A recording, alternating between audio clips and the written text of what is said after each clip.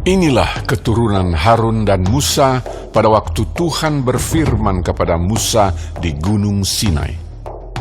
Nama anak-anak Harun ialah yang sulung Nadab, kemudian Abihu, Eleazar, dan Itamar.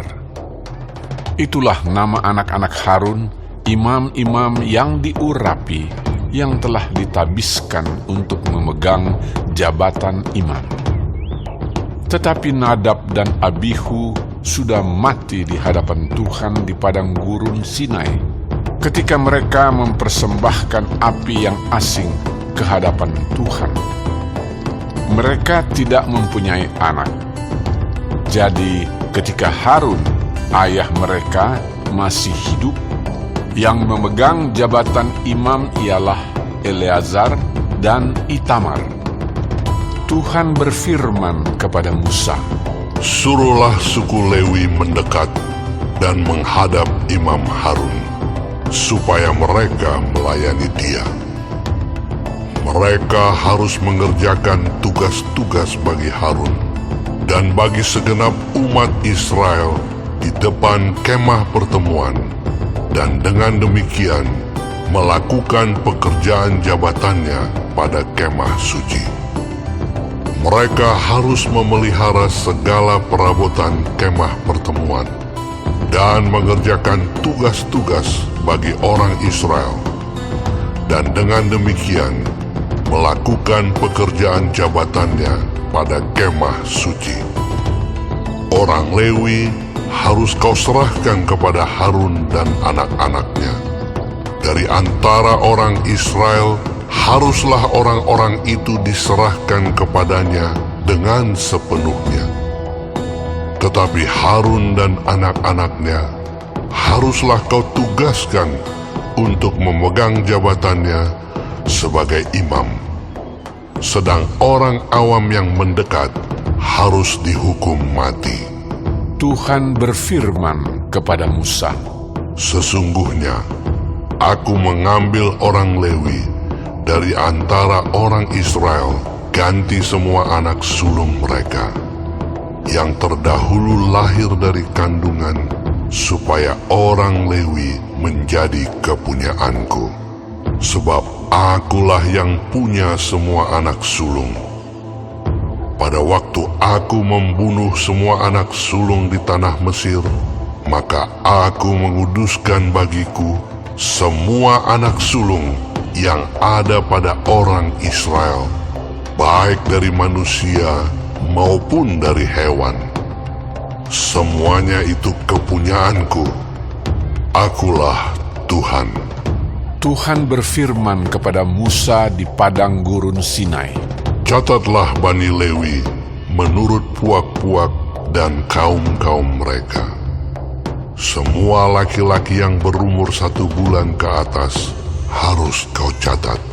Lalu Musa mencatat mereka sesuai dengan titah Tuhan, seperti yang diperintahkan kepadanya. Inilah anak-anak Lewi dengan nama mereka: Gerson, Kehat, dan Merari. Inilah nama anak-anak Gerson dan kaum-kaum mereka: Libni dan Simei. Anak-anak Kehat dan kaum-kaum mereka ialah Amram, Yizhar, Hebron, dan Uziel. Anak-anak Merari dan kaum-kaum mereka ialah Mahli dan Musi. Inilah kaum-kaum orang Lewi yang ada dalam puak-puak mereka. Puak Gerson terdiri dari kaum Libni dan kaum Simei. Itulah kaum-kaum Gerson. Jumlah pencatatan mereka ketika semua laki-laki yang berumur 1 bulan ke atas dicatat ada 7.500 orang. Kaum-kaum Gerson ini berkemah di belakang kemah suci di sebelah barat.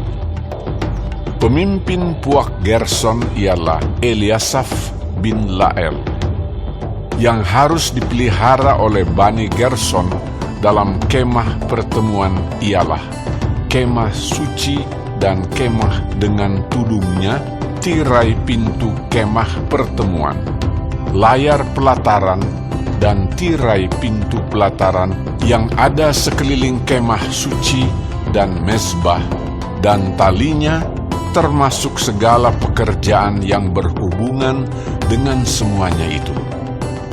Puak Kehat terdiri dari kaum Amram, kaum Yizhar, kaum Hebron, dan kaum Uziel. Itulah kaum-kaum Kehat. Jumlah pencatatan mereka ketika semua laki-laki yang berumur 1 bulan ke atas dicatat ada 8.600 orang, yakni mereka yang memelihara barang-barang kudus.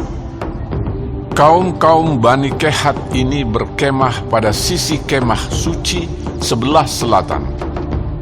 Pemimpin Puak Kehat dan kaum-kaumnya ialah Elisafan bin Uziel. Yang harus dipelihara mereka ialah tabut, meja, kandil, mesbah-mesbah, perkakas tempat kudus yang dipakai untuk menyelenggarakan ibadah, juga tirai, termasuk segala pekerjaan yang berhubungan dengan semuanya itu. Adapun pemimpin tertinggi orang Lewi ialah Eleazar, anak Imam Harun, yang mengawasi mereka yang memelihara barang-barang kudus. Puak Merari terdiri dari kaum Mahli dan kaum Musi. Itulah kaum-kaum Merari.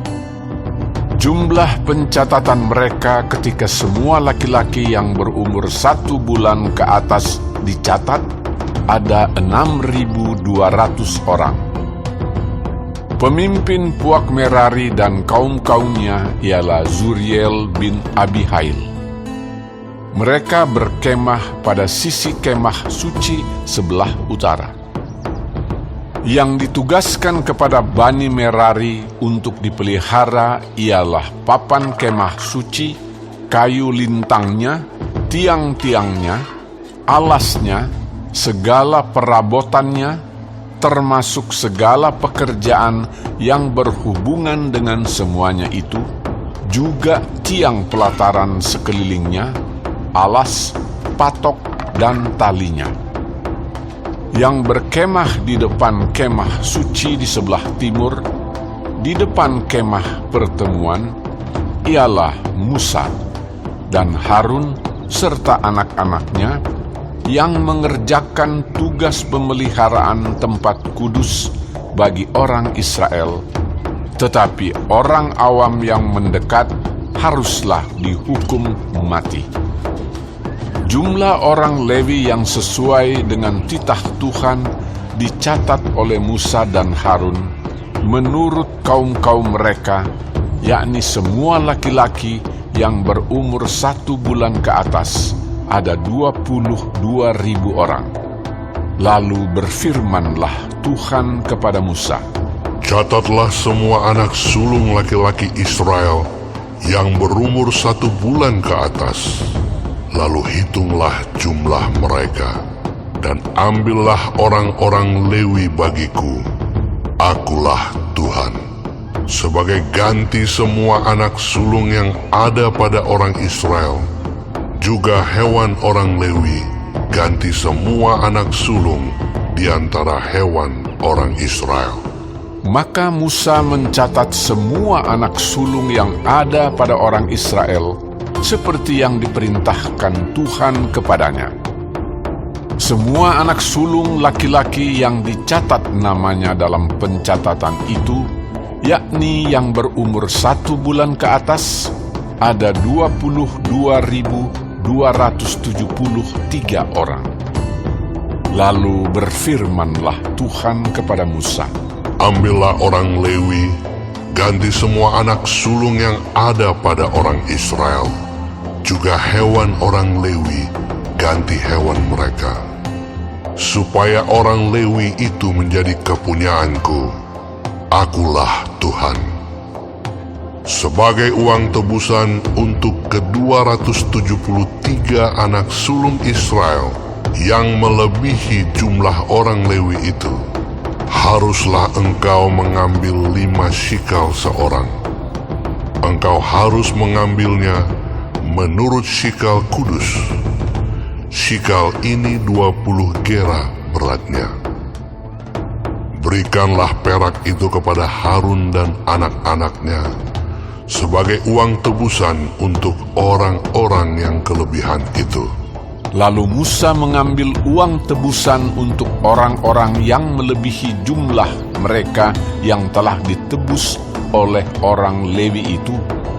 Daripada anak-anak sulung Israel diambilnya perak itu 1.365 shikal, ditimbang menurut shikal kudus.